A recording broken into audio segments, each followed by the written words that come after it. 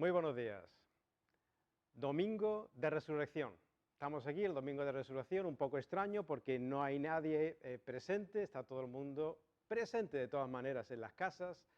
Lo hacemos así por la época de confinamiento que estamos pues necesariamente obligados a cumplir por responsabilidad. Bien, ¿qué es lo que se celebra el Domingo de Resurrección? Pues la resurrección de un muerto de entre los muertos, Jesús de Nazaret. Bien, esta parte que vamos a cubrir hoy es solo la cuarta parte de una serie más amplia que hemos estado tratando y que arrancó el año pasado, justo en estas fechas, a la que titulamos La resurrección de Jesús increíblemente creíble.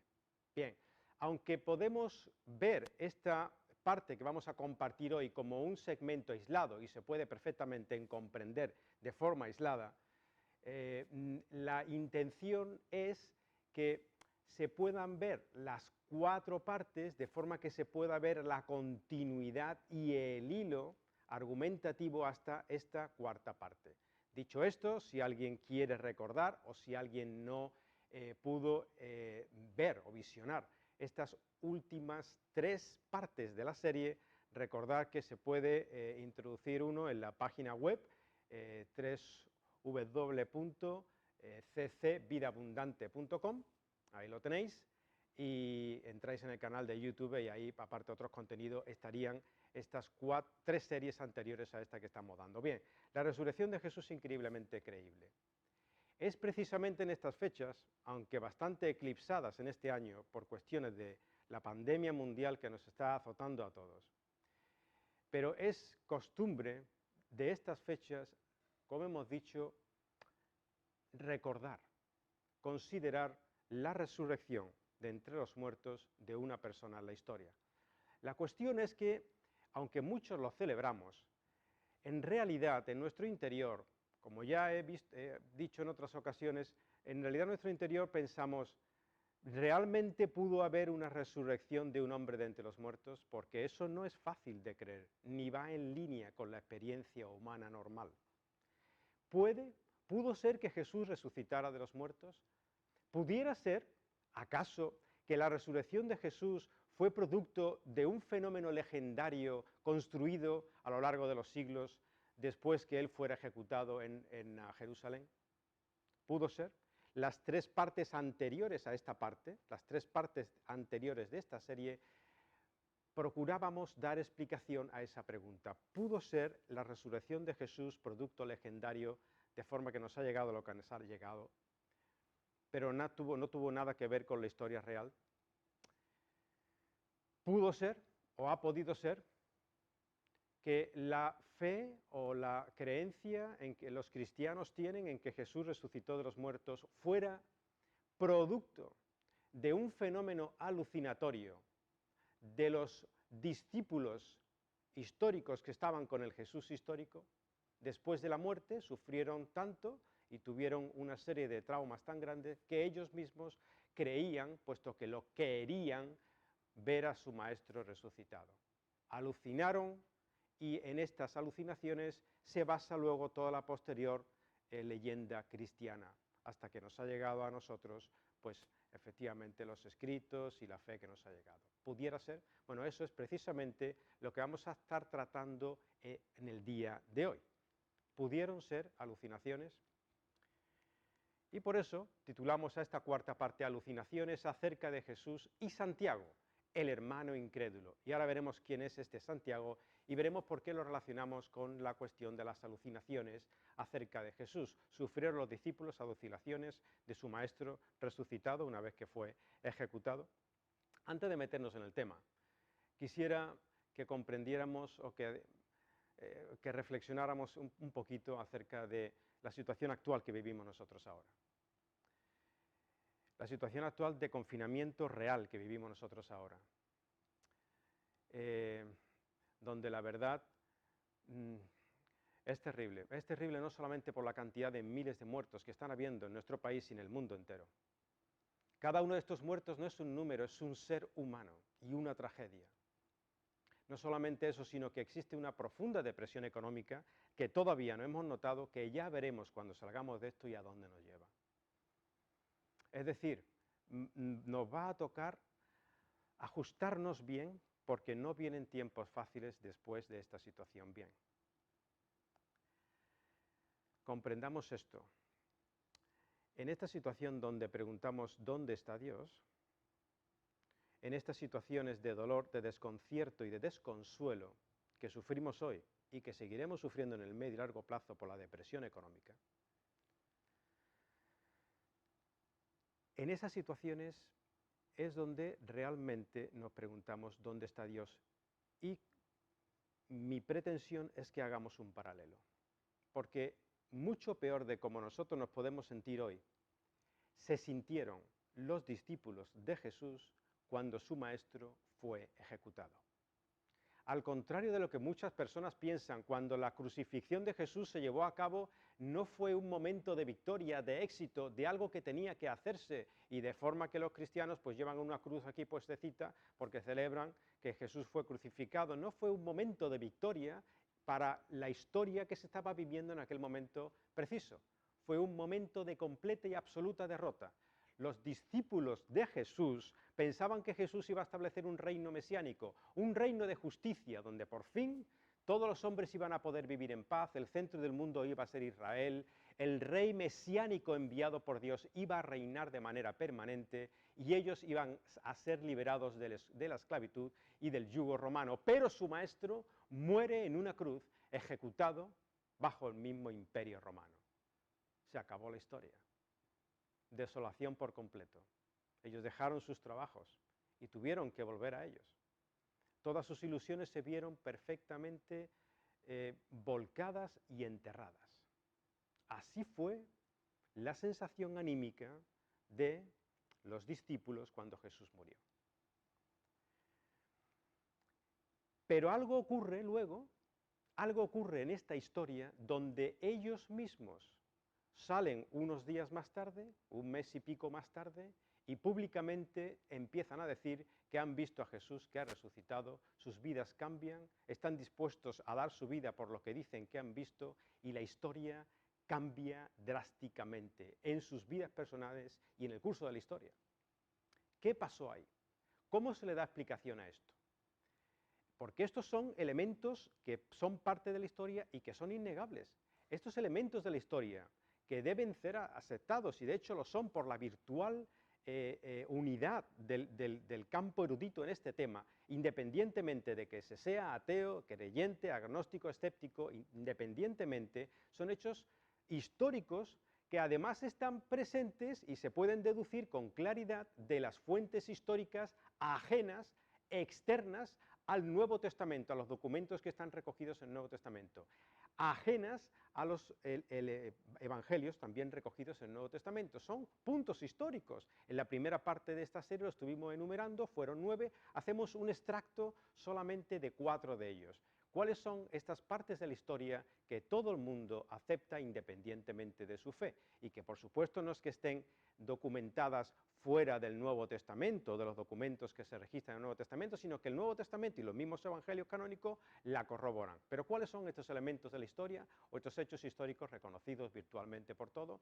Hacemos un extracto de la primera parte de esta serie, que eran 9 puntos, nosotros sacamos aquí 4 y decimos, en primer lugar, Jesús fue crucificado bajo órdenes de Poncio Pilato en tiempos del emperador Tiberio. Segundo, la tumba donde fue depositado el cuerpo de Jesús fue encontrada vacía. Tercero, los seguidores sufrieron, o sus seguidores sufrieron, y aquí eso es importante, este tercer punto, sus seguidores sufrieron unas experiencias donde creían haberle visto vivo después de haberle visto muerto. Y cuarto, como consecuencia de estas experiencias, sufren una transformación drástica al punto de estar dispuestos a entregar sus propias vidas. Estos son puntos de la historia que luego se corroboran efectivamente en los documentos del Nuevo Testamento, pero que no hace falta recurrir a ellos para efectivamente aceptarlos como historia. Bien, nosotros vamos a añadirle 2 puntos más hoy, que también son parte de la historia, que también son corroborados por el Nuevo Testamento, que son, quinto, hay un individuo que se llama Saulo de Tarso que se convierte al cristianismo. Sexto, hay un individuo que se llama Santiago, el cual es identificado como el hermano de Jesús, tanto dentro como fuera del Nuevo Testamento, que, siendo incrédulo, también termina haciéndose cristiano. Bien, ¿cómo se explican estos elementos si uno no quiere recurrir? ¿Cómo se explican estos 6 puntos si uno no quiere recurrir a la resurrección de Jesús, puesto que la resurrección de Jesús es un milagro y los milagros no existen? ¿Cómo puede uno explicarlo? ¿Se puede explicar? Pues sí, se puede explicar.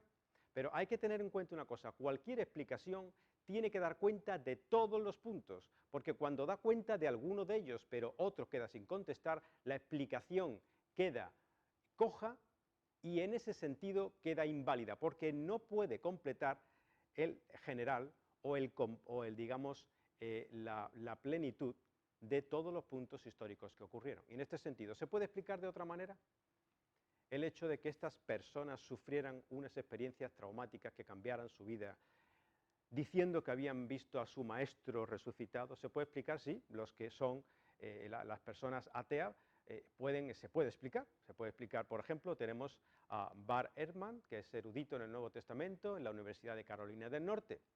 Él es un escéptico, él se define escéptico, pero muy cercano al ateísmo, es decir, a la afirmación de que Dios no existe, y él lo explica así. Bueno, él lo explica así, no, él no puede transformar la historia.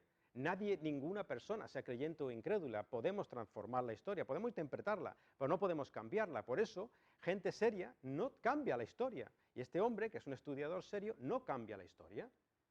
Tanto es así que él mismo dice, es un hecho histórico que algunos seguidores de Jesús, llegaron a creer que fue levantado de los muertos poco tiempo después de haber sido ejecutado. En la misma línea, otra persona que se define atea, desde su ateísmo también puede dar fe de que este elemento histórico, este punto histórico, es así, es histórico, que es precisamente Gerd Ludemann, que es erudito en el Nuevo Testamento en Alemania. Él dice así, puede ser considerado un hecho histórico que los discípulos tuvieron unas experiencias después de la muerte de Jesús, en las cuales Jesús se aparece a ellos como el Cristo resucitado. Bien, si yo soy ateo y acepto la historia como se me ha dado, porque es que si no la acepto no tengo rigor científico, no pudiendo cambiar la historia, ¿puedo interpretar la historia de forma diferente y alternativa a la resurrección de un muerto? Pues sí se puede. Y vamos a mirar cómo podríamos explicar este fenómeno. Podríamos decir que los discípulos de Jesús no podemos negar que sufrieran una experiencia traumática, pero lo que sí podemos decir es que esa experiencia traumática fue efecto de alucinaciones, que por su estado anímico y porque ellos querían creer realmente, finalmente vieron lo que realmente en sus corazones querían ver, a su maestro resucitado. Y ese fenómeno alucinatorio da luego pues cabida a todo lo que posteriormente se desarrolló. Bien, esta explicación podría ser aceptada en principio, pero tiene un gravísimo inconveniente. El fenómeno alucinatorio de los discípulos de Jesús no explica la tumba vacía. Si tú tienes una ilusión y crees que ves algo u oyes algo, y esa alucinación para ti es real, pero alguien fuera de tu interior, alguien fuera de tu cabeza te dice, me parece muy bien que tengas alucinaciones acerca de tu maestro resucitado, pero ven, te voy a invitar a la tumba donde fue sepultado, descorrer la piedra, esa piedra de cientos de kilos, descorrerla. ¿Ves el cuerpo? ¿A qué no es agradable verlo ya? Bueno, pues aquí no hay ningún cuerpo resucitado. Siento aguarte la fiesta. Este elemento alucinatorio no responde a otro de los puntos que son considerados por la inmensa mayoría de los eruditos en el tema como un punto de elemento de hecho histórico, que es precisamente que la tumba de Jesús fue encontrada vacía. Pero esto también se puede explicar. Se podría decir que la tumba de Jesús apareció vacía, como algunos dicen, pues bueno, pues algunos explican, pues de alguna forma de allí se sacó el cuerpo. Se nos escapan los detalles, no sabemos bien cómo, pero de allí se sacó el cuerpo. De alguna forma el cuerpo de Jesús se sacó de aquella tumba, terminó tirado en un barranco o cubierto, enterrado a poca profundidad, de forma que los perros hicieron presa de ese cadáver y lo devoraron. Esas son las explicaciones que se dan y que podemos encontrar. Pero en la segunda parte de esta serie vimos la cantidad de impedimentos que esta hipótesis traía. Por otra parte, es una hipótesis, no es nada que esté registrado, ni nada documental nos puede inducir a pensar eso. Pero bien, pasamos por alto el tema de que las alucinaciones no pueden explicar la tumba vacía, o que la tumba vacía, tal y como se explica desde esta perspectiva, no suena del todo satisfactoria. Lo pasamos por alto. Realmente lo que tendríamos que mirar es qué es una alucinación. ¿Qué es una alucinación desde un punto de vista clínico, médico? Una alucinación se la puede definir, yo no soy especialista en el tema, me he podido resbalar quizá en definiciones, pero si no es exacto, por ahí van los tiros. Una alucinación, clínicamente hablando, vosotros mismos podéis buscar información al respecto, es un trastorno psicótico, es decir, es un trastorno donde la persona o el individuo desconecta con la realidad, donde el individuo experimenta percepciones que tienen lugar sin la presencia de un estímulo externo, no están sujetas al control voluntario y pueden darse en cualquier modalidad sensorial, es decir, a través de la vista, del oído, del tacto, etc. De manera que son unas desconexiones con la realidad donde hay una serie de sensaciones que se estimulan, pero no a través de elementos externos, sino que tú los tienes dentro de ti, en tu cabeza, y para ti son perfectamente reales. Es más, el DSM-4, DSM es el Manual Diagnóstico y Estadístico de Trastornos Mentales, digamos como la Biblia, por lo llamamos de alguna manera, de los trastornos mentales, ¿verdad? Aclara, una de sus aclaraciones es que las alucinaciones pueden ser una parte normal de la experiencia religiosa. ¿De acuerdo? Entonces, si los discípulos realmente creían que Jesús era el Mesías y después de ser ejecutado querían seguir creyéndolo, finalmente puedes tener un fenómeno alucinatorio. Puedes tener. Pero esto tiene un pequeño, grave problema, y es el siguiente. Las alucinaciones se dan cuando la persona está predispuesta a ese fenómeno. Cuando las personas se reúnen de forma religiosa, como el mismo DSM especifica, de forma religiosa se congregan alrededor de un evento o en un sitio particular donde recuerdan, donde son envueltos por una atmósfera, un ambiente, y ellos quieren, ellos están expectantes, ilusionados, llenos de esperanza de que un acontecimiento maravilloso va a suceder y se puede producir el fenómeno alucinatorio. Es que de eso hay casos. Las personas pueden alucinar con esa predisposición. También incluso hasta en un periodo de depresión se puede alucinar. Y se puede alucinar en un periodo de depresión, o bien desconectado del estado anímico del individuo, o bien congruente con el estado anímico. Es decir, que si tú estás muy triste porque has hecho algo muy malo, las alucinaciones vendrán siempre, o la mayoría del tiempo, en esa misma dirección. Lo que no se puede producir, o no es nada plausible que se pueda producir, clínicamente hablando, es que una alucinación venga y ese contenido de la alucinación vaya en el sentido estrictamente contrario al estado anímico, no congruente, sino estrictamente contrario al estado anímico en que el individuo se encuentra. En otras palabras, los discípulos de Jesús no estaban en un estado anímico de religiosidad, estaban en un estado anímico de jorobada realidad. Ellos no esperaban que Jesús fuese resucitado. Nadie esperaba que Jesús fuese resucitado. Ellos lo que habían visto era a su maestro ejecutado, fin de la función. Completamente devastados, callados, silenciados, vuelven a sus trabajos. Pero si a este fenómeno alucinatorio le podemos poner esta gran pega, que es que los discípulos no estaban predispuestos a sufrirla, Digamos que el segundo elemento con el que se tiene que enfrentar la hipótesis de la alucinación es completamente devastador, y es el siguiente. Las alucinaciones, señores y señoras, no pueden ser colectivas. Las alucinaciones son necesariamente fenómenos individuales, fenómenos subjetivos que ocurren en una persona. Es como si tú estuvieses durmiendo y sueñas, y por la mañana te despiertas y le dices a tu esposa, cariño, qué sueño más bonito hemos tenido hoy, ¿verdad?, cuando fuimos de vacaciones al Caribe. Y ella se queda, ¿Caribe? ¿Tú has soñado que has ido al Caribe? Sí. Es que yo no lo he soñado. Sí, hombre, sí, mira, y estuvimos paseando por la playa y se nos acercó un perro y jugueteaba con nosotros y salió un tiburón del agua y se comió al perro. ¿No te acuerdas que hemos soñado eso, los dos juntos, no? Entonces será como una locura pretender que otro sueñe lo mismo que sueñas tú. Las alucinaciones son como los sueños.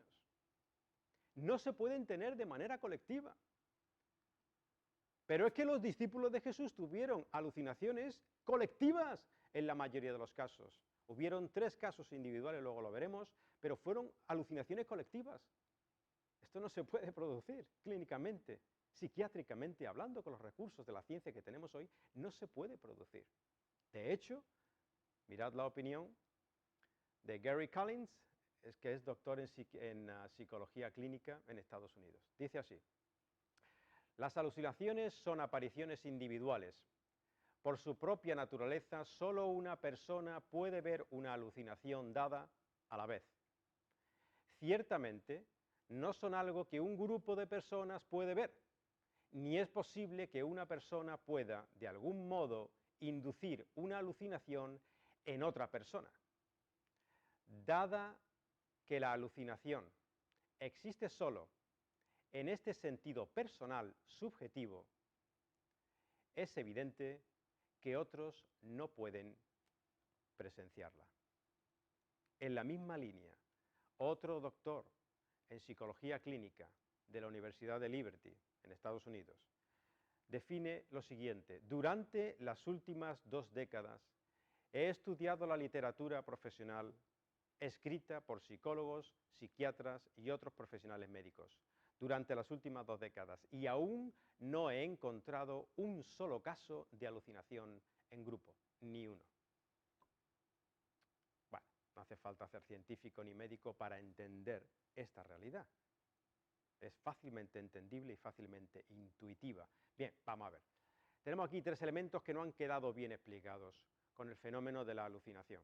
Si los discípulos sufrieron un fenómeno alucinatorio, no queda satisfactoriamente explicada que la tumba estuviese vacía. No queda bien explicado en absoluto el hecho de que el contenido de aquellas alucinaciones era absolutamente contrario al estado de ánimo de los individuos. Maravilla, resurrección y esperanza cuando ellos estaban sumidos en la más profunda desolación. Y otra cosa que no contesta en absoluto es que las alucinaciones no son colectivas, no se pueden colectivizar. Pero vamos a ver, pasemos todas estas cosas por alto, pasémosla para poder seguir en esta línea argumentativa. Imaginémonos que soslayamos estos puntos, que no nos tomamos en cuenta y que el fenómeno alucinatorio efectivamente pudo efectuarse en los discípulos porque, como mismo dice el manual diagnóstico y estadístico de trastornos mentales, puede ser una experiencia normal en la experiencia religiosa.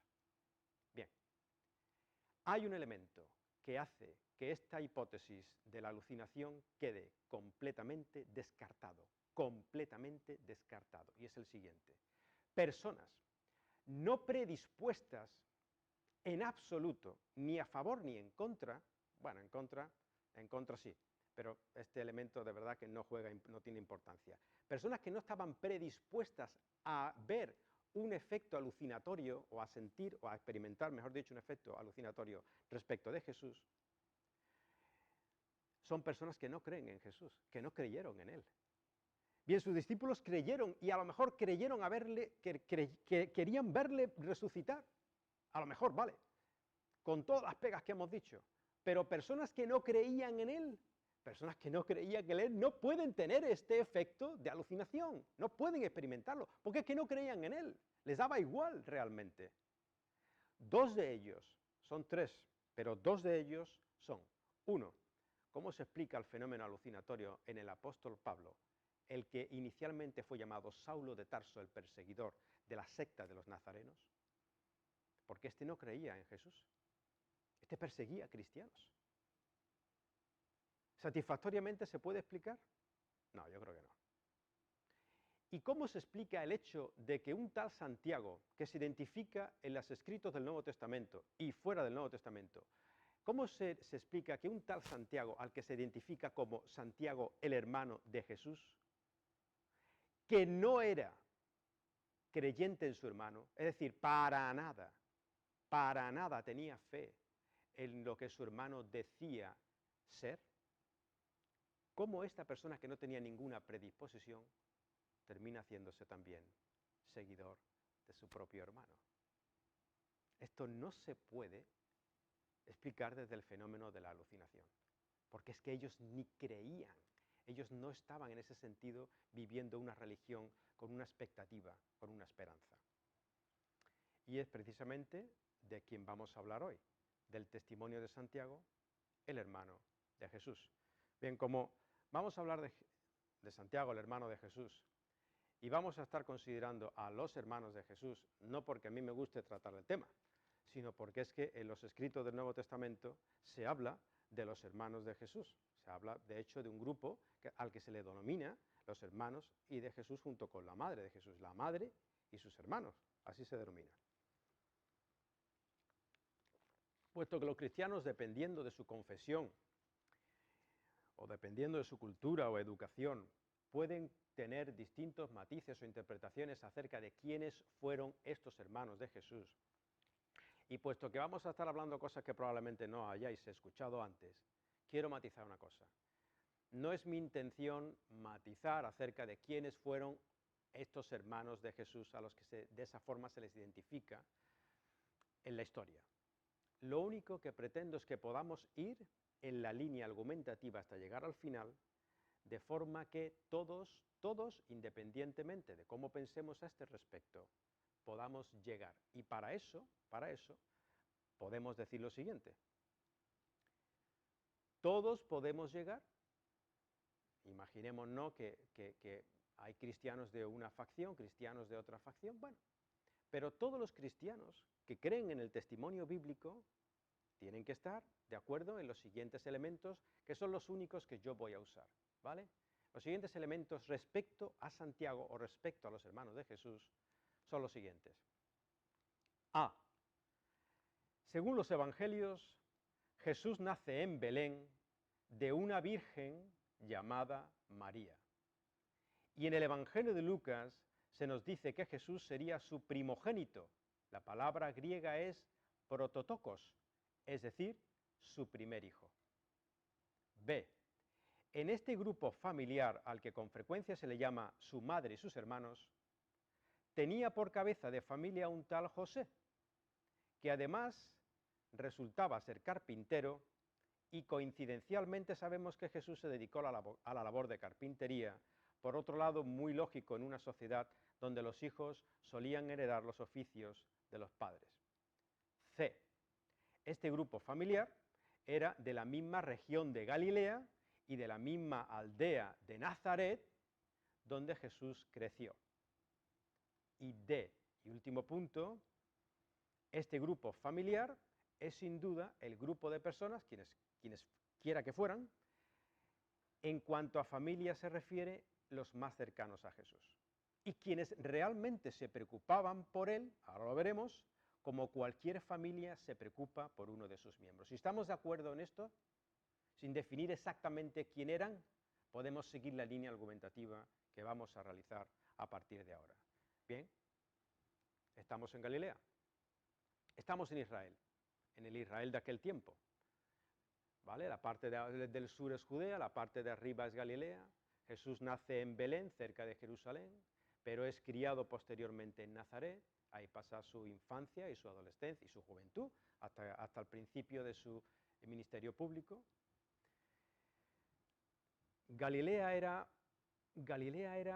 pues una zona pequeña, porque es que Israel es pequeño. Imagínate que lo pudiéramos poner en un rectángulo, pues aproximadamente podría ser unos 50 kilómetros por 30 kilómetros, es decir, una zona relativamente pequeña, y Nazaret en particular, era una aldea con escasísimos habitantes, a lo mejor 200, como mucho 400 habitantes, aquello era no era un poblacho, era una aldeíta. Es decir, lo que quiero decir con todo esto es que la mayoría del ministerio, aunque Jesús iba y venía de Jerusalén al sur, hacia el norte, Galilea, y pasando por Samaria, y se ve distintos viajes, aunque Jesús tuvo un ministerio muy amplio en toda la geografía de Israel, él concentró la mayoría de sus milagros en la zona de Galilea. Pero es que resulta que Galilea era pequeño, los pueblos eran pequeños, aparte de 3 ciudades principales que hay en Galilea, una de ellas Séforis, a unos 6 kilómetros de Nazaret. Se cree que el carpintero José no es que fuera carpintero de carpintería, como lo entendemos hoy, la palabra griega significa que era un tallador de madera, piedra u otros objetos, otros materiales, seguramente con efectos para la construcción. Bien, pues probablemente Jesús iba con su padre a trabajar a Séforis, que era una población cercana muy importante, pero Nazaret, lo que quiero decir con todo esto es, era pequeño, era conocido, la gente sabía quién era quién, sobre todo en la aldea de Nazaret, la gente conocía a las familias, como aquí, por ejemplo, en España conocemos en los pueblos pequeños que todos se conocen, y es muy importante en este ambiente mantener la reputación, sino que os cuenten historias vuestros abuelos o vuestros padres respecto de este tema. Bien, Jesús va varias veces a Nazaret, y en su ministerio público me refiero. Una vez que sale de allí, es bautizado en el Jordán por Juan el Bautista, luego regresa, luego vuelve a regresar, en fin. En Nazaret no pudo hacer gran cosa Jesús, porque es que en Nazaret no creían en él. Pero es lo que tiene.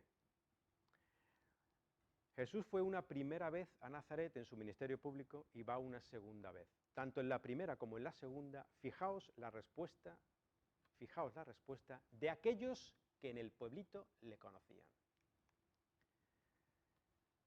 Este que está predicando estas cosas, este que está haciendo estas cosas, este que está diciendo que es el Mesías, es de los judíos, y se está haciendo igual a Dios, pero este no es el carpintero. Atención a esto, este no es el carpintero, el hijo de María y hermano de Jacobo. Cada vez que veamos Jacobo en la escritura es Santiago, Jacobo, el mismo nombre, Jacobo es la forma hebrea de pronunciarlo o de describirlo, ese nombre, ¿vale? Vamos a llamarle Santiago siempre que veamos a Jacobo para no confundirnos. No es este el hijo del carpintero, hijo de María y el hermano de Jacobo, de Santiago, también hermano de José, Judas y Simón. ¿No están sus hermanas aquí con nosotros? Y se escandalizaban a causa de él. ¿Pero quién es este? Pero si lo conocemos de toda la vida, pero si es Pepe, el hijo del que vende las chuches en la esquina. ¿Quién joroba se cree que es? En el texto paralelo a este evangelio, este es de Marcos, el evangelio de Lucas, dice así. Aquí dice una diferencia, no es este el carpintero, decía anteriormente. Bueno, pues aquí dice, ¿no es este el hijo del carpintero? Es decir, que Jesús hereda efectivamente la profesión de su padre. ¿No es este el carpintero, el hijo del carpintero? No se llama, y vuelvo a repetir, no se llama su madre María y sus hermanos Santiago, José, Simón y Judas. ¿No están todas sus hermanas con nosotros? ¿De dónde pues obtuvo todas estas cosas? Estas señales que está haciendo, esta erudición que está mostrando cada vez que nos enseña, ¿de dónde la saca? Y se escandalizaban de él. En la primera visita que Jesús tuvo a Jerusalén, a Nazaret, tuvieron una respuesta muy parecida. Lo identificaron como el hijo del carpintero, diciendo, pero ¿quién se ha creído que es? ¿Quién se ha creído que es? Se ha hecho predicador itinerante y ahora viene aquí a enseñarnos que él es el Hijo de Dios. Se escandalizaban de él. Bueno, en la primera visita no solamente se escandalizaron de él, como hemos visto, sino que en la primera visita de su ministerio público a Nazaret, a su aldea, se nos describe como judío, normal que era, iba a la sinagoga el sábado. En la sinagoga se invitaba a la gente a leer los rollos. Como nuestra Biblia, digamos, pues allí eran los rollos, ¿vale? Entonces se le daba a un individuo en particular invitado, el individuo en particular leía el rollo del profeta que fuera, el rollo del profeta que fuera, pero es que era un rollo en forma de pergamino.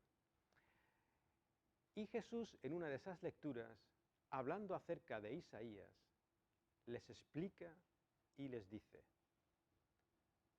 algo tuvo que ser especial porque cuando dice que después de haber leído el rollo de Isaías, se sienta y los demás le siguen con la mirada de forma que todos estaban fijos en él. Y él dice así, Jesús, os digo que en el día de hoy, esta escritura que hablaba de la venida del Mesías se ha cumplido delante de vosotros.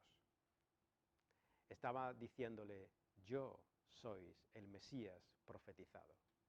Claro, Pepe, el hijo de Juan, el de la chuches de la esquina, resulta que él es el hijo profetizado de Dios, el Mesías prometido. Ya. Eso en el contexto religioso judío era una herejía de una categoría y envergadura que todos los ánimos se enaltecen contra Jesús, en su pueblo Nazaret, en su aldea, que aquello no era ni un pueblo, se enaltecen, y una multitud enardecida, nos relata el Evangelio, que lo coge, lo lleva, completamente esa multitud llevada de la locura y de la rabia y del enfado, lo lleva para despeñarlo. Se merecía ser despeñado porque había cometido una gravísima herejía. Y Nazaret, que estaba asentada sobre una especie de colina, con una especie de despeñadero allí, lo ponen para lanzarlo, no sabemos bien cómo, pero el Evangelio nos dice que de golpe todo aquello para, y él pasa tranquilamente en medio de todos ellos y se va. Pero aquí lo que queremos resaltar es lo siguiente. Jesús, el Nazareno, estaba creando problemas en su aldea, a su familia. Jesús estaba creando problemas de reputación en su familia.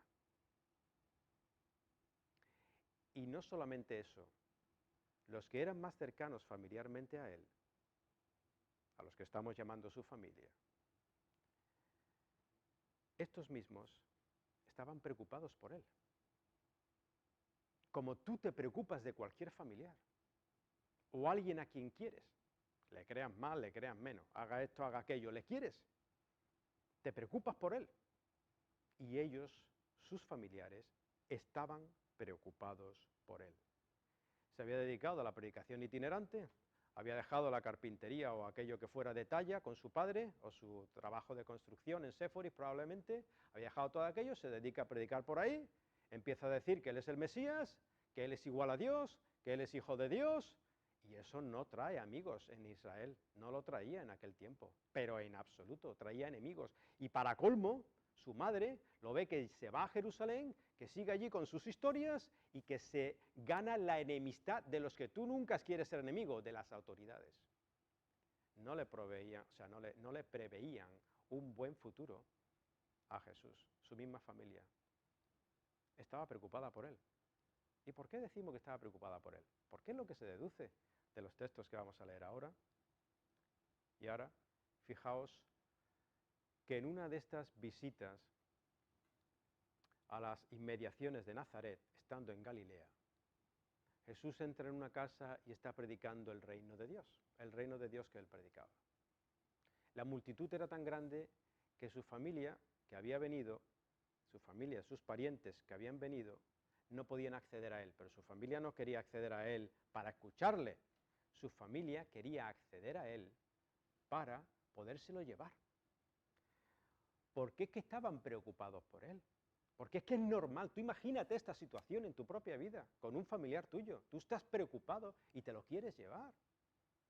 Porque es que esto no le va a llevar a buen puerto, ni a nosotros nos va a dejar buen nombre. Y fijaos que en esta situación Jesús enseñando en la casa llena de gente, donde ya no se podía caber más gente, lo que dice el Evangelio. Dice así, cuando sus parientes, ahora vemos quiénes eran sus parientes, oyeron esto, o sea que estaban allí, fueron para hacerse cargo de él. porque decían, sus parientes decían, está fuera de sí. Bien. ¿Tú has pensado alguna vez esto? ¿Has pensado alguna vez en que María, su madre, y los hermanos, que se llama aquí hermanos de Jesús, estuvieran diciendo que él se le había ido la cabeza?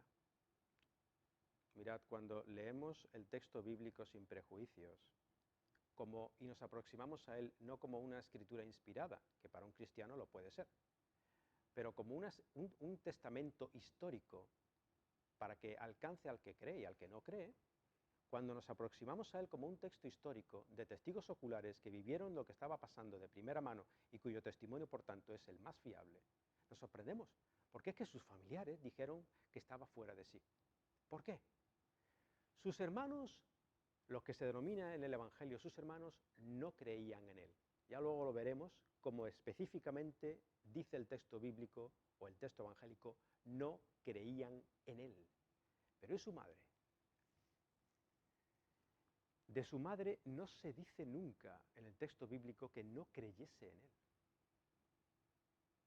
Difícilmente, de hecho, María, habiendo sido concebida del Espíritu Santo, si aquello fue así, podía haber tenido dudas acerca de él. Pero sus hermanos, si es verdad, los que se definen como sus hermanos, no creían en él. Y sin embargo, aquí lo vemos a todos, parientes, que dicen que está fuera de sí. Dice, no, ¿y los parientes esos quiénes son? No, son los que en el mismo texto aparecen como sus parientes. Mirad, en el mismo texto de Marcos, en el mismo contexto. Entonces llegaron su madre y sus hermanos a aquella casa y quedándose fuera mandaron a llamarle. Y le dijeron a la gente, tráenoslo porque nosotros no podemos llegar para hacernos cargo de él, no hagáis mucho caso porque es que se le ha ido un poco la cabeza, no le hagáis caso. Ellos estaban intentando proteger a Jesús de lo que sabía que le podía venir, y le vino.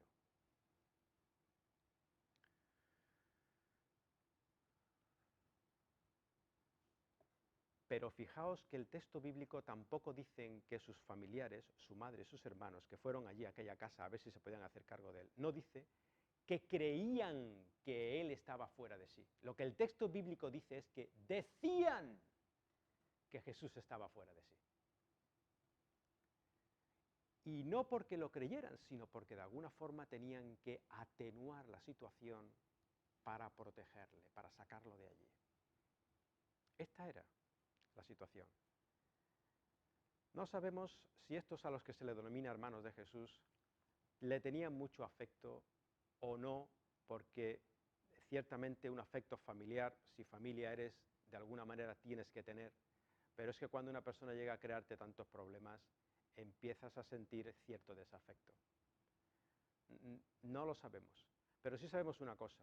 En otra de las ocasiones en que Jesús estuvo en Nazaret, en su aldea, sus hermanos le dicen cosas que nos permiten intuir, pero que yo no me atrevo a asegurar, que es que ya estaban hartos de él. Sus hermanos, no su madre, sus hermanos. Estaban hartos de él. Porque en la fiesta de los tabernáculos y en las grandes fiestas judías, todo el mundo peregrinaba a Jerusalén. En la fiesta de los tabernáculos, después ya probablemente de más de 2 años de ministerio público de Jesús, está Jesús en Nazaret y sus hermanos le dicen lo siguiente: hermano, pues sus hermanos le dijeron, sal de aquí ya de una vez, por favor. Si vas a seguir creando problemas, márchate un poquito más lejos, déjanos a esta familia tranquilo y deja el nombre de esta familia tranquilo. Dice, y vete a Judea, y le mandan a Judea, quieren sus hermanos que se vayan a Judea.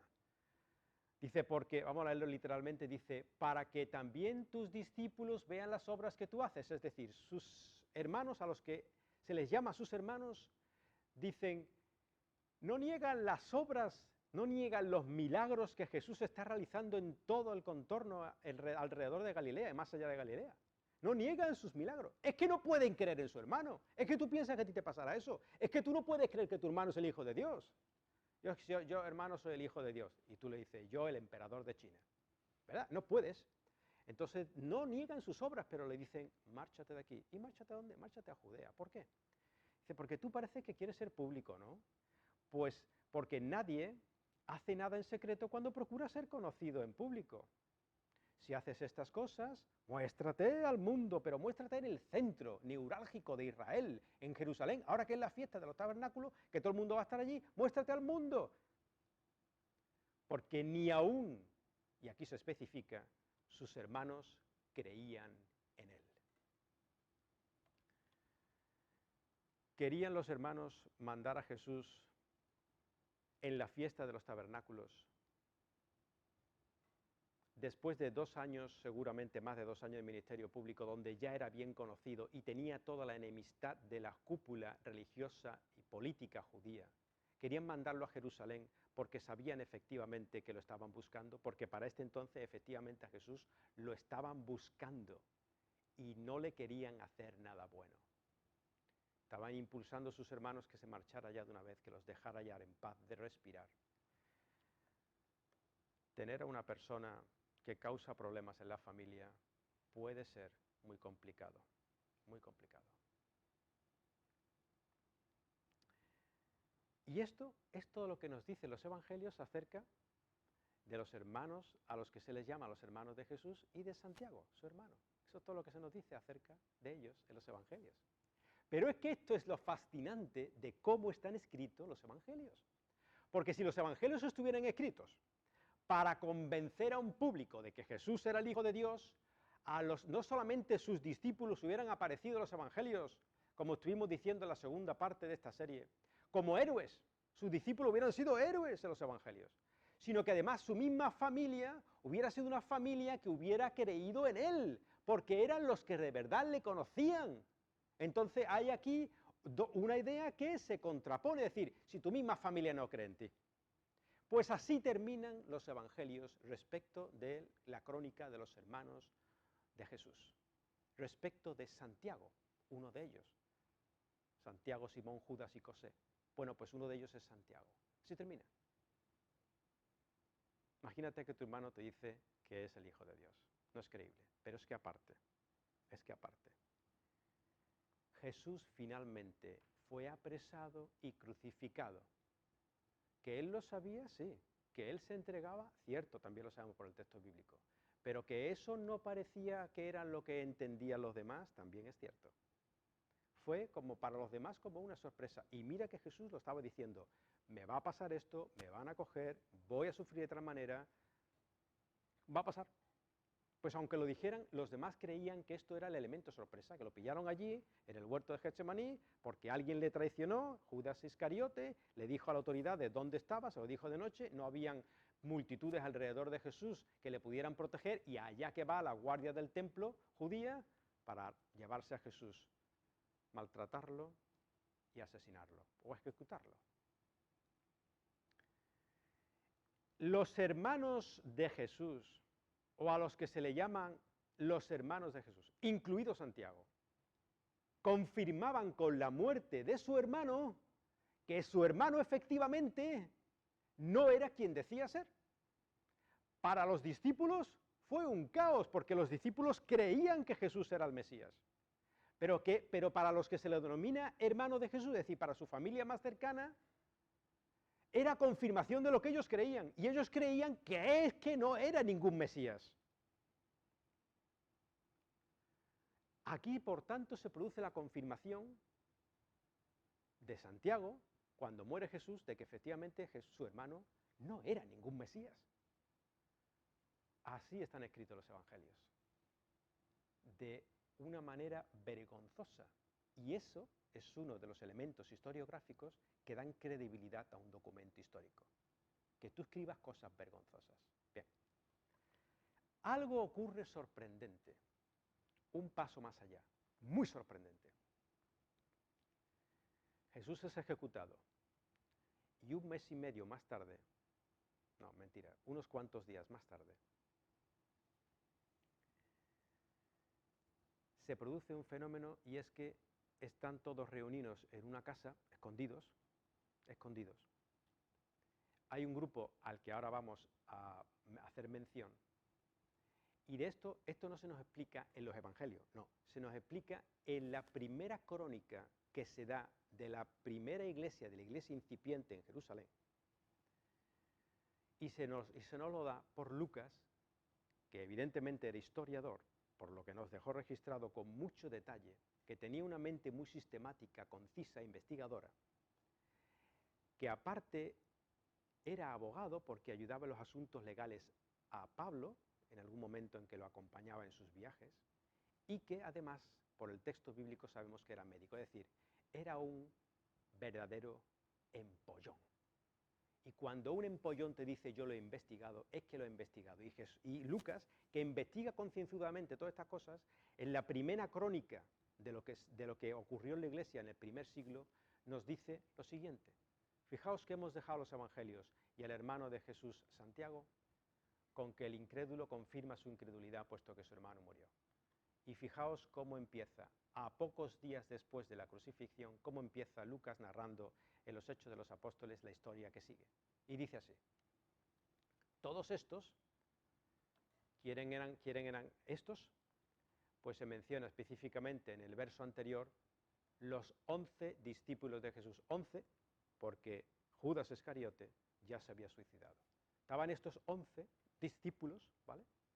Y fuera de estos 11, que estaban ahí unánimes, reunidos, por supuesto completamente llenos de consternación y extrañeza, dice, estaban entregados de continuo a la oración. Y ahora dice ahí, junto con las mujeres, o sea, estos 11 discípulos, junto con las mujeres, y con María, la madre de Jesús, y con sus hermanos, los mismos hermanos del Evangelio. De forma que ahora sus hermanos, y aquí está Santiago, que no creía, ahora que acababa hace unos días de morir su hermano crucificado, ¿cree? Aquí hay cosas aquí hay elementos que no concuerdan, ¿no es cierto? No concuerdan. No solamente lo vemos ahí a Santiago ya, junto con sus hermanos, que cree en Jesús como el Hijo de Dios, el Mesías, el Cristo, sino que además, en una de las visitas que Saulo de Tarso, una vez convertido, que Saulo de Tarso salta a las páginas de la historia como perseguidor de la secta de los nazarenos, y en esta persecución relata él, yendo a Siria, a la ciudad de Damasco, relata que tiene una aparición, se le aparece a alguien, y resulta que era Jesús resucitado, y él dice que yo no puedo ya perseguir más a los nazarenos, a esta secta, no puedo, porque es que resulta que se me ha aparecido. Entonces, después de 3 años, que él tiene la cabeza como un bombo que no sabe ya ni en qué pensar ni qué creer, después de 3 años en Arabia, dice que sube a Jerusalén y posteriormente vuelve a seguir, sube a Jerusalén de nuevo unos 17 años más tarde después de la crucifixión. Bueno, pues en esta subida, fijaos lo que relata el apóstol Pablo en una de sus cartas. Dice, yo cuando estaba en Jerusalén, pues fui allí en el año alrededor del 48 o 50, en su segunda visita a Jerusalén, para tener un concilio de allí, para ponernos de acuerdo acerca de ciertas cosas en los que había desacuerdo. Y entonces, cuando va Pablo a Jerusalén, describe esto en una de sus epístolas. Estaba allí, en Jerusalén, Santiago, Pedro y Juan, que eran considerados como columnas en la iglesia de Jerusalén. Su hermano, que no creía, días más tarde de su crucifixión, cree. Y su hermano, en el año 48 después de Cristo, Santiago era uno de los pilares de la iglesia junto con Pedro y Juan. Pilares de la iglesia en Jerusalén que tenía miles de convertidos al cristianismo. Pero no hay que esperar al año 48 o 50 después de Cristo, sino que simplemente unos 5 años más tarde, en su primer viaje, Pablo a Jerusalén, se entrevista con 2 personas que no abandonaban el barco. Allí estaba la iglesia, Pablo, la iglesia incipiente, unos 4 o 5 años después de la ejecución de Jesús. Pablo ya se había convertido al cristianismo porque había tenido esa aparición extraña. Y Pablo, que no conocía a Jesús, quería conocer realmente lo que allí pasaba. Y entonces va y se entrevista. ¿Y se entrevista con quiénes? Dice, quise entrevistarme con todos, pero no vi sino a los que no abandonan el barco, es decir, a los líderes de la iglesia. No vi sino a Pedro y a Santiago. Entonces, 3 años después, esa es su primera visita a Jerusalén, dice Pablo, subí a Jerusalén para conocer a Pedro y estuve con él 15 días, pero no había ninguno de los otros apóstoles, sino a Santiago, y define el hermano del Señor. Ahora bien, alguien podría decir, bueno, este se nos ha definido el hermano del Señor, pero ¿cómo sabes tú que el Santiago que aparece como columna de la iglesia era el Santiago, el hermano del Señor? ¿Cómo sabes tú que aquel Santiago que aparece en los Hechos de los Apóstoles como el presidente de la Iglesia y el presidente además del concilio, el gran hombre, era el hermano del Señor? Era ese Santiago y no era otro. Pues muy sencillo, porque cuando las autoridades quieren apresarte y terminar con un movimiento, ¿a quién escogen? ¿A los Nindundi o a los cabecillas? A los cabecillas, ¿verdad?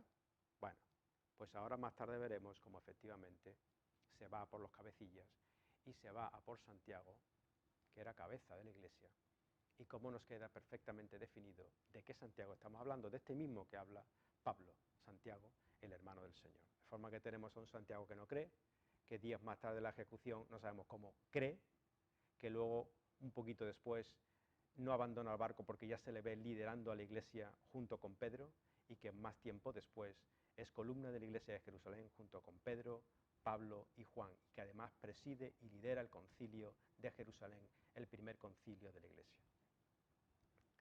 Y ya no se sabe más de Santiago, el hermano del Señor, que nos digan en el Nuevo Testamento o en los Hechos de los Apóstoles. Ya no se sabe nada más de él. Se acabó el tema de Santiago. ¿Cómo terminó Santiago, el hermano del Señor? Nadie sabe. ¿O sí se sabe? Hombre, pues si tú lees la Biblia solo, no se sabe. Pero si tú dejas la Biblia un ratito y dejas la documentación que se recopiló en lo que llamamos Biblia, y te vas a la documentación externa, resulta que un historiador del primer siglo, muy famoso, el historiador judío Flavio Josefo, nos dice qué pasó con Santiago. Y nos lo dice así. Flavio Josefo, Antigüedades Judías, dice así: siendo Ananías de este carácter, aprovechándose de la oportunidad, pues Festo había fallecido y Albino todavía estaba en camino, lo que nos quiere decir aquí Flavio Josefo es lo siguiente: el sumo sacerdote en aquel momento, alrededor del año 61, se sabe que esto ocurrió por Flavio en el año 61, el sumo sacerdote era Ananías. Ananías era un hombre cruel y muy riguroso de la fe judía. Este Ananías fue el mismo Ananías que aparece en los Hechos de los Apóstoles de Lucas. Hechos, capítulo 24-25, leed acerca de Ananías, se describe muy bien el personaje, y coincide el personaje descrito en Lucas con el carácter del personaje descrito por Flavio Josefo. Su carácter, siendo un hombre duro, este mismo Ananías, sumo sacerdote, dice que él se aprovechó de una oportunidad. ¿Qué oportunidad? Pues precisamente que Festo, que por cierto, este Festo que también menciona aquí Flavio Josefo, se menciona, y Flavio Josefo no era amigo del cristianismo, y este mismo Festo es también mencionado en los Hechos de los Apóstoles de Lucas, y también se nos describe su carácter. Este mismo Festo era el procurador que venía a sustituir al anterior. Después de Pilato hubiera una serie de procuradores, Pilato ya hacía tiempo que no estaba, Festo fue uno de ellos, y resulta que Festo se muere en tiempos de Ananías, el sumo sacerdote. De estos dos personajes nos habla Lucas en los Hechos de los Apóstoles. Y cuando muere, ¿qué es lo que hace Ananías? Ananías, que estuvo intentando todo el tiempo liquidar al apóstol Pablo, liquidarlo por traidor, y se le escapó porque el apóstol Pablo, después de 2 años de prisión en Cesarea, apela a César y se lo llevan a Roma. Este mismo Ananías quería terminar ya de una vez lo que Pablo no pudo continuar por traidor. Quería terminar con la secta de los nazarenos. A eso estaba dedicado. Leed los Hechos de los Apóstoles y lo veréis. Pero es que además Flavio nos da esa confirmación y dice: y puesto que Festo había muerto, el procurador romano, y Albino, que era el otro procurador romano, venía de camino para sustituirle, en ese impas Ananías aprovecha una especie de vacío de gobernabilidad y hace lo que hacen todos los corruptos. En un vacío de gobernabilidad te aprovechas de la situación y haces lo que realmente querías hacer, porque no tienes una autoridad que te contradiga. ¿Y qué es lo que hizo Ananías? dice, convocó a una reunión del Sanedrín, una convocación extraordinaria y de emergencia, y trajo ante él a un hombre llamado, ¿cómo? Santiago. Y dice Flavio, Santiago, el hermano de Jesús. Pero Flavio Josefo, que es judío, no le llama que era hermano del Cristos, como dicen los romanos. Él, como es judío, sabe qué implicaciones tiene la palabra Cristo y, por tanto, Mesías, hijo de Dios, ¿verdad? La forma, digamos, mesiánica de llamar a Jesús de Nazaret. Él se ve las connotaciones que tenía, y por tanto no usa de Jesús el término Cristo, sino que dicen, Santiago, él era hermano de Jesús. Pero a él lo llamaban, no es que él fuera, sino que a él lo llamaban el Cristo, y cogió a otros más. Por fin pudo coger al liderazgo de la iglesia en Jerusalén, o aparte del liderazgo, entre ellos a Santiago, el hermano de Jesús. ¿Y qué más? Nos dice Flavio Josefo, y los acusó de haber transgredido la ley, y los entregó para ser apedreados. ¿Qué tenemos aquí? Pues tenemos aquí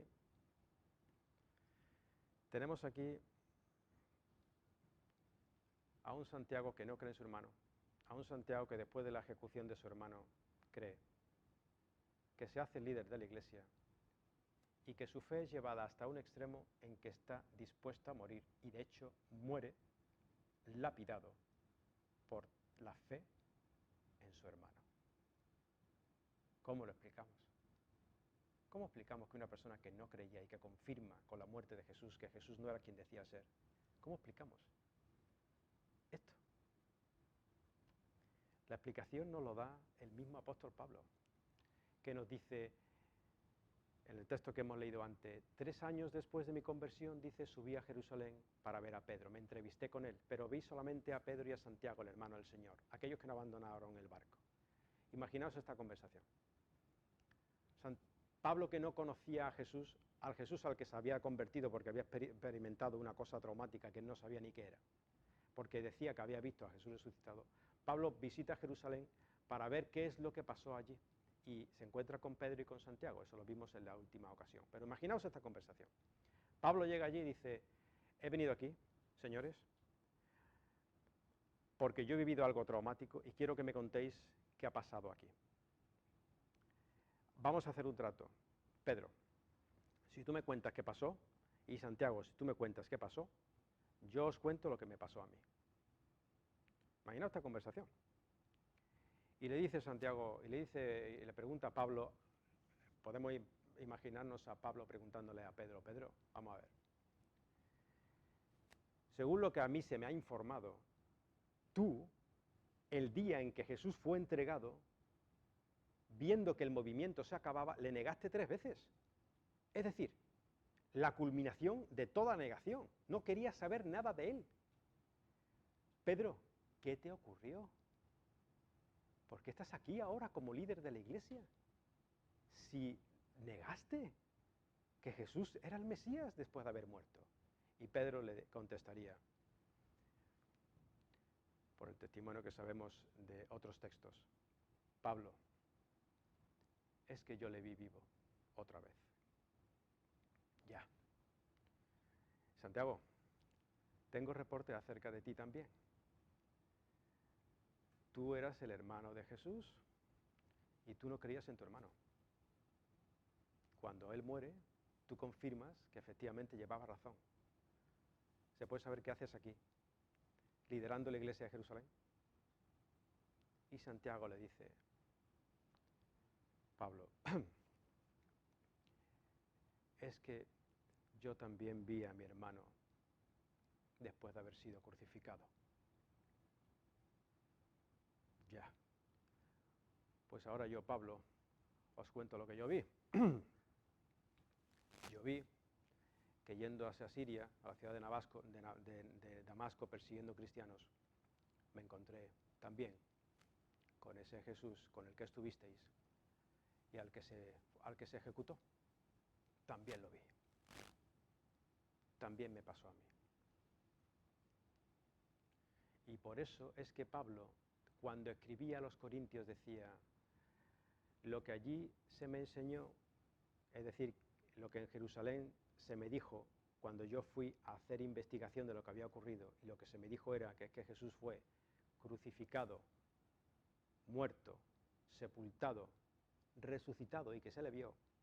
Eso mismo es lo que yo predico hoy, Corintios, diciéndoos que se presentó a distintos grupos de personas. Pero hubieron dos personas que lo vieron individualmente, fueron Pedro y fueron Santiago. Él mismo nos explica, el apóstol Pablo, qué fue lo que le pasó a Santiago y por qué su hermano terminó creyendo en su propio hermano.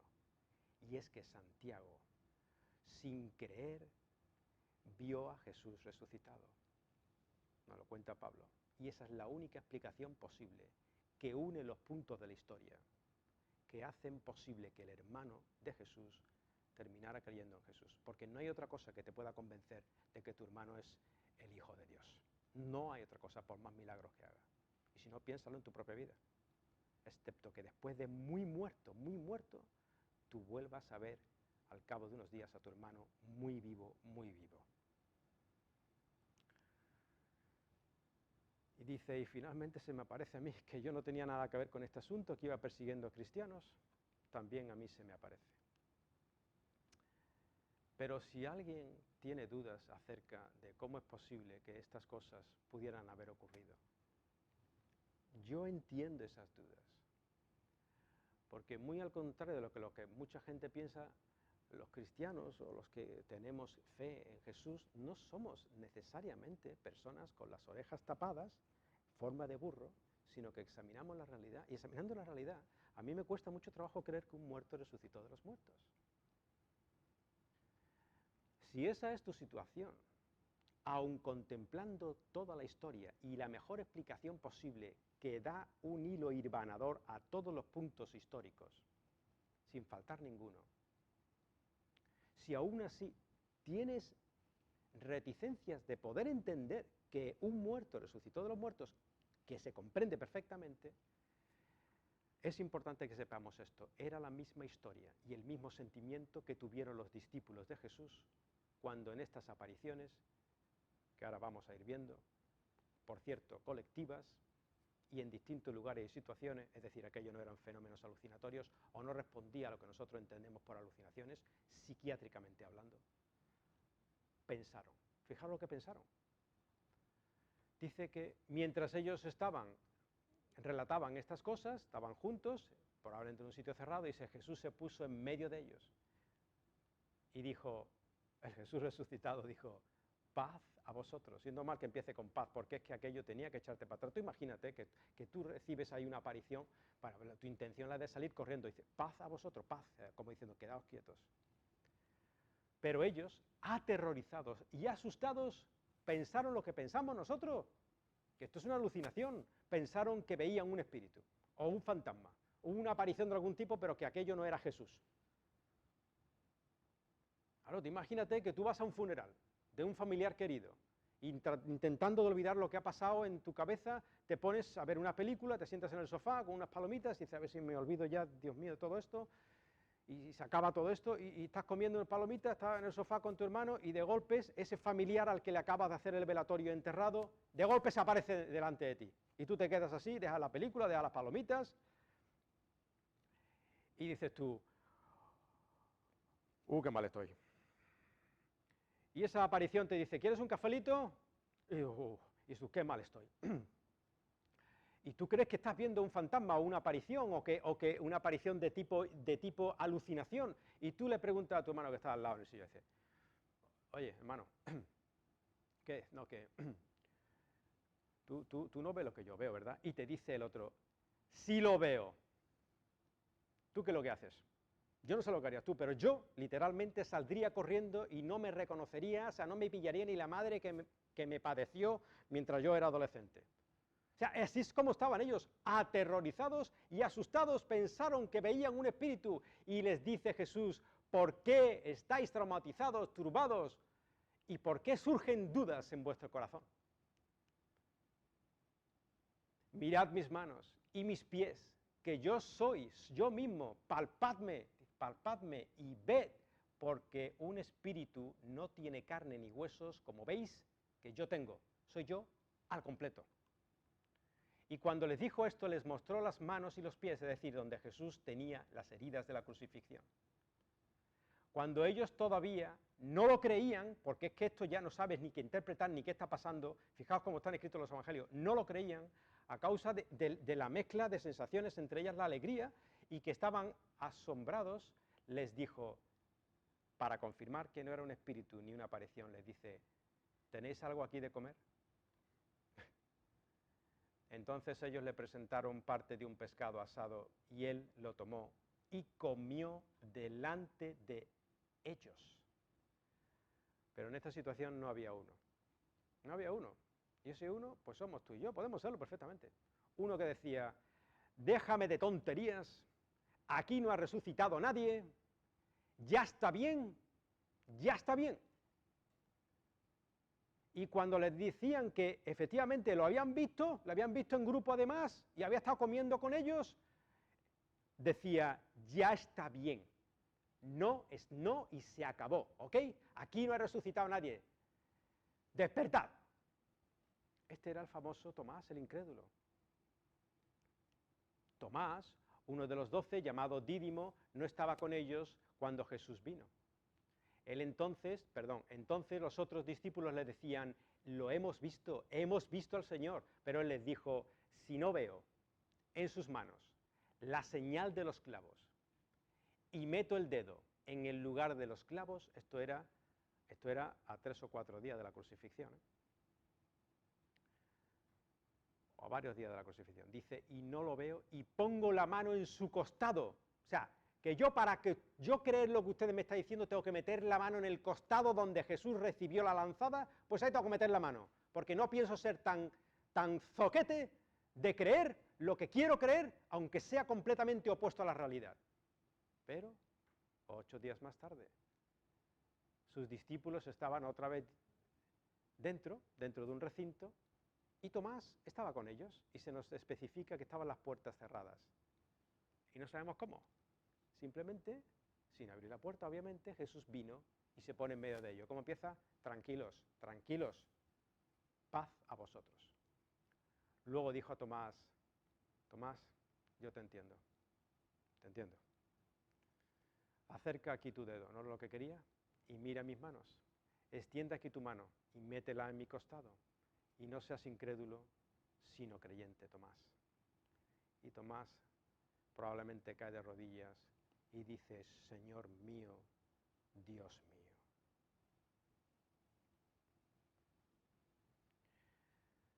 No pudieron ser experiencias alucinatorias porque personas que no querían creer terminaron creyendo. No podían ser experiencias alucinatorias porque iban en contra de lo mismo que ellos, de su estado de ánimo, que era el de la depresión y el de la desolación. Y no podían ser efectos alucinatorios porque lo veían en grupo y charlaban con él. Es decir, no había que ir a un sitio especial ni sentirse envuelto de una atmósfera especial. Jesús aparecía en todo tipo de contextos. No es una lista exhaustiva, pero algunos de los ejemplos de las apariciones de Jesús fueron estos. En la madrugada del domingo de Pascua, cuando las mujeres fueron a visitar la tumba. En una tarde en el camino a Emaús, mientras 2 de ellos iban caminando. En la madrugada en la playa de Tiberias, o mar de Galilea, mientras estaban terminando las faenas de pesca. En una montaña en Galilea, más de 500 personas. Y también de forma individual a Pedro, a Santiago y posteriormente a Pablo. De estas que no son exhaustivas, son un ejemplo de cómo aparecía Jesús, es decir, que no responde al fenómeno de la alucinación. De estas, las 3 primeras, ni se le esperaba. Las mujeres que van a embalsamarlo, lo que van es a embalsamar un cadáver, no a ver cómo resucita su Señor. En la segunda, que van caminando por ahí, pues no descubren que la persona que de golpe se les junta en la compañía es Jesús, hasta que hace un gesto propio de Jesús, saben que es Él y de golpe desaparece de su vista, pero no lo esperaban. Y tampoco esperaban ver a Jesús cuando, terminando de pescar, ellos mismos que vuelven a la pesca, por ver se olvidan todo el tema y recobran sus vidas. Los discípulos, antes de amanecer, le llama a alguien de la playa, le dice, Pedro, Natanael, ¿habéis pescado? Y desde lejos, sin reconocerlo, no, no hemos pescado. Tira la red otra vez, tírala a ver cómo pescas algo. La tiran y recoge los peces y van a la orilla. Y Jesús ya le tenía preparado el fueguito. Les estaba invitando a desayunar, pero no le esperaban. Bien, ¿cómo se llama esto? Desde nuestra perspectiva, que no lo pudimos vivir, no se llama prueba, se llama evidencia. Y así es como lo define el profesor de Oxford, el ya fallecido C.S. Lewis.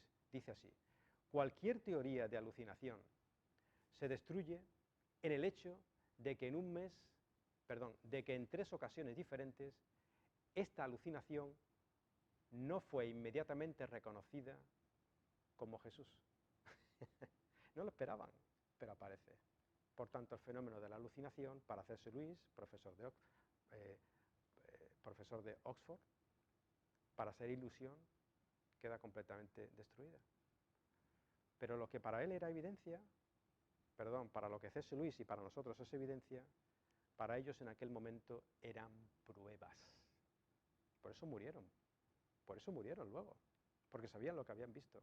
Dice, después de haber padecido, se presentó vivo con muchas pruebas indubitables. Era Él físicamente. Y Jesús lo hacía así porque conoce nuestro corazón y sabe que tenemos una altísima resistencia a creer algo que salga de lo extraordinario en el mundo de lo físico. Tanto es así que lo hizo no de una manera fugaz, donde, le vimos de perfil, pero le vimos, no. Se les apareció con pruebas indubitables durante 40 días. Y posteriormente se acabaron las apariciones. Estos hombres quisieron dejar estas cosas registradas, pero las quisieron dejar no porque ellos ganaran algo con esto, sino porque querían que nosotros, los que venían después de ello, hasta nosotros, supiéramos lo que pasó. Las personas suelen actuar en base a sus propios motivos egoístas. Cuando escribieron registro de estas cosas, no era por motivos egoístas, no tenían nada que ganar, de hecho ganaron torturas, persecución y en muchos casos la muerte. ¿Por qué dejaron el registro escrito a pesar de todo? Pues en uno de los registros se nos dice la motivación de por qué lo dejaron escrito. Y así nos dice el evangelista Juan. Muchas otras señales hizo Jesús también en presencia de sus discípulos que no están escritas en este libro, pero estas se han escrito para que creáis. Intención, para que creáis. Las que se han escrito, de todas, se han extractado y se han puesto aquí para que creáis lo que es difícil creer, que nosotros tampoco nos lo creíamos, que Jesús es el Cristo, el Hijo de Dios, y para que al creer tengáis vida en su nombre. ¿Cuáles son las implicaciones personales de creer que Jesús es el Cristo, el Hijo de Dios? Las implicaciones personales es que Él nos da vida en su nombre. Vida en su nombre no es vida eterna cuando cerremos los ojos, que lo es vida con sentido, vida, como llamamos a esto, abundante, vida con propósito. ¿Y qué repercusión tiene a nivel global que podamos creer en Jesús como Hijo de Dios? Pues la siguiente: en un momento como este, por ejemplo, donde estamos sufriendo una pandemia mundial, donde no sabemos bien cómo va a terminar todo esto, donde nos preguntamos dónde está Dios, cuando vemos cómo el caos, el desabastecimiento sanitario muchas veces, las equivocaciones, en muchas otras ocasiones las mismas falsedades de los que nos gobiernan, y la cantidad de manipulación mediática que existe, 5 horas de televisión promedio todos los españoles durante el confinamiento. Cuando vemos esto, Dios mío, ¿en manos de quién estamos? O sea, ¿a dónde vamos? ¿En manos de quién estamos? Cuando este temor viene a tu corazón, porque también viene al mío, ¿sabéis de qué me acuerdo? Me acuerdo de las palabras de Jesús frente a Pilatos. Cuando pienso, Señor, en manos de quién estamos, pienso en Jesús frente a Pilatos. Porque Pilato le dijo a Jesús, ¿no te defiendes? Después de ser flagelado, hecho una piltrafa humana, se lo pone enfrente y le pregunta a Pilato, ¿no te defiendes, Jesús? ¿No sabes que yo tengo autoridad para soltarte o para crucificarte? Y Jesús le dijo, yo no estoy en tus manos. Ninguna autoridad te sería dada si no te viniese de lo alto. ¿Qué significa que Jesús resucitó de los muertos para un cristiano? Significa que Dios no ha perdido el control. Significa que Dios está por encima de las circunstancias. Significa que si Jesús resucitó y es el Hijo de Dios, Él está con nosotros. Ese mismo Jesús crucificado, y antes de ascender a los cielos, según se nos relata, dijo, toda autoridad me es dada en el cielo y en la tierra. Según vais, según vivís, id, enseñad a otro las cosas que habéis aprendido y vivido conmigo. Y he aquí, yo estaré con vosotros todos los días, hasta el fin del mundo. Muchas gracias, nos vemos el domingo siguiente, si Dios quiere. Hasta la semana que viene.